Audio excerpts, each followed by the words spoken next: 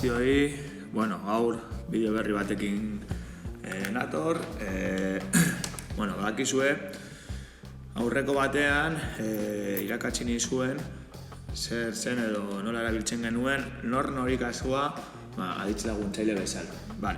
Lehenbizi, gogoratu behar dugu aditzak trinkoak edo perifrastikoak izan daitezkela. Hau da, esaldi batean aditz bat bakarrik agertzea, kasu honetan bezala, ni ikastetxetik nator, edo bi aditz, birenek bokadilloa ekarri du. Hemetan dago aditz nagusia, hau izango zen ekarri da, eta du laguntzailea dela.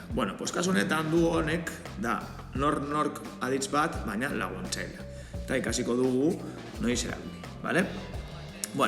Gure kasuan, bakarrik erabiliko dugu nor hirugarren pertsona.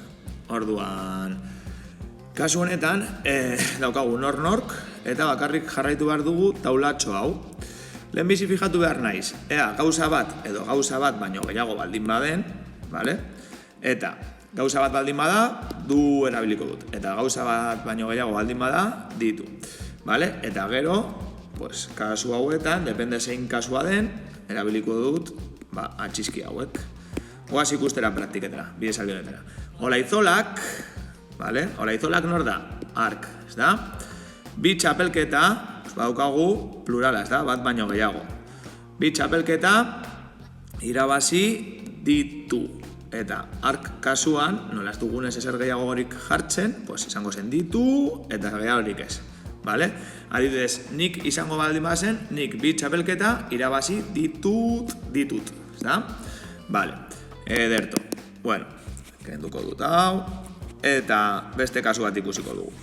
Bien, nik bidai luzea barkatu nire letra, baina eske akizu honetan txarrago idazten dudala.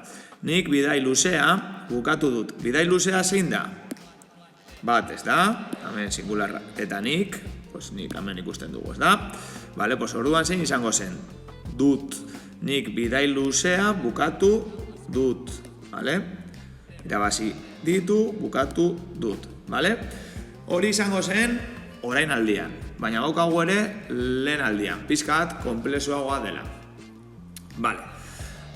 Ikusten dugun bezala, fijatu behar gara, berriro gauza bat edo gauza bat baino gehiago baldin baden, singularra edo plurala baldin baden.